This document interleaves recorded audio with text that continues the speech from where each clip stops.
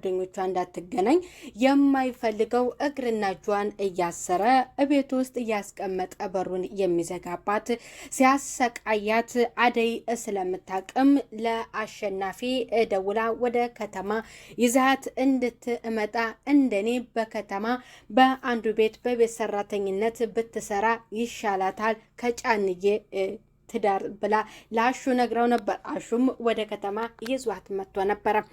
ሁለቱም እንደተቀመጡ ከጫንዬ አርግዛ እኔ ከሱ ላይ ካረገዝኩኝማ ብሞት ይሻለኛል ብላ ለአደይና ለአሸናፊ ነገረቻቸው። ሁለቱም ደነገጡ።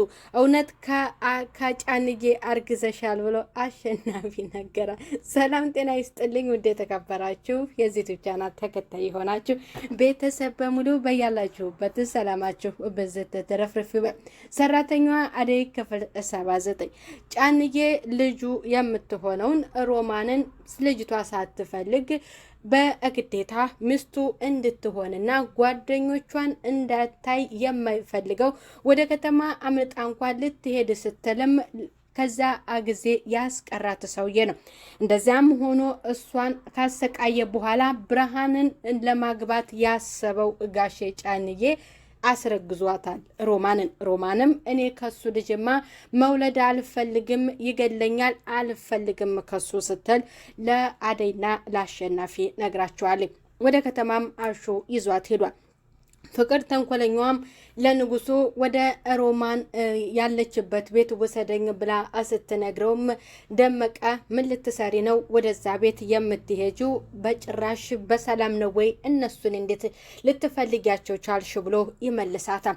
ወደዛ ቤት እንድትሄድ አልፈለገም። አደይም በጣም ተጨንቃለች። ምክንያቱም በትዳር ውስጥም ልጅቷ ሳትፈልግ አግብቷት፣ በዛ ላይ ደግሞ ነፍሰ ጡር ሆና የሮማን የቀጣይ ጣፋንቷ ምን ይገጥማት ይሆን እያለች በጣም አስባለች። ደመቀና ንጉሱ ወደ አደይ ጋር እንድትሄድ አልፈለጉም። አደይን ያለችው ሁለቱን ለመጠየቅ ሄዳ ነበረ። ያ ውጤቱ ደግሞ በምርመራ እንዲታወቅ አደይ ወስናለች።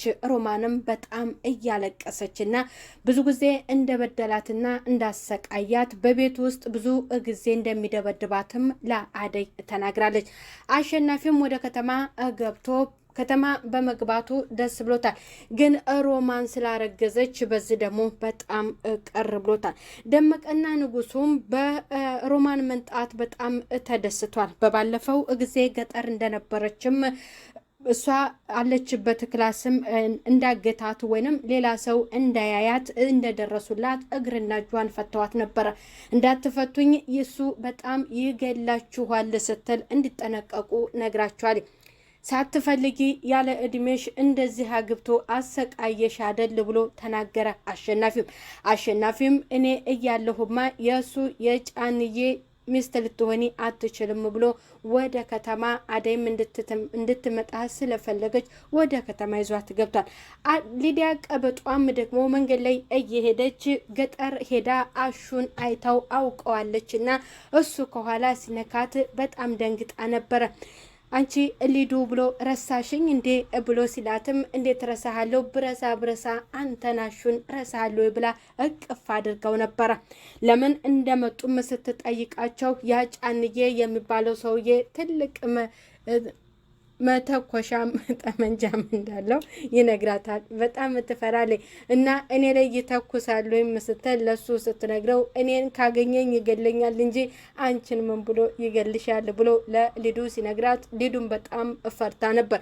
ወንድሟን መንገድ ላይ አገኝተው አረ ይገለኛል ጫንዬ ትልቅ ጠመንጃ አለው ይገለኛል ስትል ለወንድሟ ነግረው ነበረ። በዛም ምድብ ደግሞ ለምን እንደዚህ ትሆኛለሽ ሲል እነግሯታል። ኤላ የገዛ ፍቅረኛው ለምለምም አማት ለምንድነው በባለፈውም እንዲህ አይነት ነገር ተሰምቶሻል ለምን ወደ ሆስፒታል አትሄጅም ብሎ ጠይቋታል። እሷ ደግሞ አልሄድም ስትል በቀጣይ ሄዳለሁ አሁን ይተወኛል ስትል እነግረዋለሁ። እኔ ነግሬሻለሁ ሆስፒታል ሄደሽ አንቺ ላይ እታይ ብሎ ለገዛ ፍቅረኛው ለሚወዳት ለለምለም ነግሯታል። እሷም ያቺ ጓደኛዋ የምትወዳት አደይ ወደ ቤት ስትገባ ኤላ እስኪ ነይ ካጠገቧ ተቀመጭ ብሎ ከለምለም ጎን ተቀምጣ ለምለምም እንደዚህ ከባሰብሽማ ወደ ሆስፒታል እንድትሄጂ ስትል አደይ ትነግራታለች። አሁን ይተውኛል የት ሄደሽ ነው ብላ ስትነግራት እባክሽ አሸናፊና ሮማን እኮ መጥተዋል። እኔ ደግሞ እነሱ ጋር መቆየት አልችልም። ከባድ ችግር ሳይፈጠር አልቀረም። እኔ ወደ ስራ መሄድ አለብኝ ስትል ለለምለም ትነግራታለች። ለምለም ወደ ሮማን ጋር እንድትሄድላት እሺ እኔ ሄድልሻለሁ፣ ከስራ መቅረት አይቻልም፣ ወደ ስራ ሂጂም ስትል ለአደይ ነግራታለች። ወደ ዴቭም ሳሎን ቁጭ ብሎ ፍቅር ተንኮለኛ መታ አሁንም ያቺ አደይ ላንተ የምትመጥንህ ሰው አይደለችም፣ እንድታምን እንድትወስንበት ነው ስትል ከእሷ መራቅ አለብህ ብላ ለዴቭ ስትነግረው ዴቭም ደግሞ እኔ ከሷ ሌላ ምንም ህይወት ሊኖረኝ አይችልም፣ ስለሷ ምንም ነገር ልትነግሪኝ አትችም ብሎ ሮማን ጋር እንደሄደችና አሸናፊና ሮማን እንደመጡ እነሱን ፍለጋና እነሱ ጋር እንደሄደች ያን ንጉሱን እንደምትወደውና እንደምታፈቅረውም ለዴቭ ትነግሯለች። ዴቭም ደግሞ እንደዚያማ በጭራሽ እንዳትይኝ፣ እኔ ደግሞ መቼም ብሆን ያንቺ አልሆንም፣ ተስፋ ቁረጭ ብሎ ለፍቅር ሲነግራት ፍቅር ተንኮለኛ ተንጨረጨረች። ወደ ቤት የተመለሰችው ሳሎን ጠረጴዛ እያጸዳችም ዴቭ ይመጣና አደይ ላግዝሽ ብሎ አደይን እያገዛት ነበር። ያቺ ተንኮለኛ ደግሞ ሄደሽ መጣሽ ወይ ሮማን እንዴት ናትም ስትል ከቤትም የሚያስፈልጋቸውን ነገር ምግብ ይዛም እንደሄደች ትነግራታለች። እሺ ይዘሽ የሄድሽውን በሉት ወይም እያለች እንግዲህ ሰራተኛዋን እያሸማቀቀቻት ትገኛለች። ሁሉንም ነገር እኔ ሰርቼላቸው ነው የሄድኩት ስትል ለዴቭ ትነግሯለች። በቃ አንተ ካገዝከኝ ካጸዳህልኝ እኔ ወደ ኪችን ልግባና ምግብ ልስራ ብላ ለዴቭ ትነግሯለች። ሁለቱ አውርተው ሳይጨርሱ ያቺ የፍቅር መቀስ ተንኮለኛዋ ፍቅር በሁለቱ መካከል ትመጣለች። አደይን ዝጋታ መነጫጭቃታለች። ትክክሉን ነገር ደግሞ አስጠንቅቃ ሳትፈራ ትክክለኛውን መልስ ደግሞ ለፍቅር ተንኮለኛዋ ትመልስላታለች። ቆይ ምን አድርጊ ነው የምትያት ግን አደይን ሲልም ዴቭ ይነግራታል። ራሷ ናት እኮ እኔ ምንም አላደረኳትም ስትል ዋሽታ ተነግረዋለች። ደመቀና ንጉሱም ስለ አደይ እያነሳ ንጉሱ ወደ አደይ ጋር መሄድ አለብኝ አደይ ናፍቃኛለች ብሎ ለደመቀ ሲነግረው አንተ ምንድነው የሚያልፈሰፍስህ እያለም ነግሮታል። ቆይ አንተስ ፍቅርን አፍቅራት የለም ወይ ለምንድነው እንደዚህ የምትቀልድብኝ ብሎ ሲነግረው ወንድ ልጅ አይደለም ወይ ኮስተር በል ብሎ ለንጉሱ ደመቀ ይነግሯል። አደይ ወደ ስራ ቦታ ስትመለስ አደይን ሲያናግራት ልክ ንጉሱ ደመቀ እንደነገረው ንጉሱ ኮስተር ብሎ አደይን እነግራታል። ደመቀ እሷን ከሸኘ በኋላ እንዴት እንደዚህ ብለህ ታናግራታለህ አንተ እንደ አክሱም ሐውልት ብሎ ደመቀ ለንጉሱ ይነግራል። እኔም ደግሞ ያንተ ምክር መስማቴ ብሎ ጥሎት ይሄዳል። አሸናፊ ወደ ደመቀና ወደ ንጉሱ ጋር ሄዶ ነበረ። ሁለቱ ካወሩ በኋላ ያቺ ሊዱ የምትባለው ልጅ አንስቶባቸው ነበር። ስለፈራች ሊዱ ደግሞ ደመቀች ዘፈን ዘፍነች ጨፍሪ እስክስታም ውረጅልን እያሉ እየተጫወቱባት ነበረ። ስለ እሷ ግን ስለፈራች ነው። ያ ጫኔ የሚባለው ሰውዬ ጠመንጃ ይዞ ከመጣ እሷ እንደምትፈራና እንደሚተኩስ ደግሞ ያኛው አሸናፊ ስለተናገረ በእኔም ላይ ይተኩሳል የሚለው ነገር አስፈርቷት ነው። ለአሸናፊ ይችን ሳንቲም ያዛት ብሎ ደመቀ ሲነግረው ከየት አመጣችሁት እናንተ ለራሳችሁ ብሎ ከከተማ አይደለም እንደ ያላችሁት እያለ መልሶላችኋል። እኛ ተፍተፍ ብለን እንሰራለን አንተ ይችን ያዛት ብሎ ደመቀ ይነግረዋል። ቆይ ግን ለምንድነው ስራ አልሄዳችሁም ስራ የላችሁም ወይ ብሎ ሌብነት መስረቃቸውን አሸናፊ አያውቅም። ሁለቱ ግን ስራቸው ሌብነት ነው። ከዛ ስራማ ግድ ነው መስራት አለባችሁ ሲልም አሸናፊ ለሁለቱ ነግሯቸዋል።